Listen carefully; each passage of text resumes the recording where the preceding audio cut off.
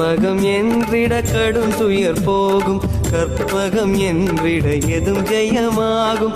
கற்பகம் என்பதை கவசம் ஆகும், கவசமாகிய கணபதி போற்றி.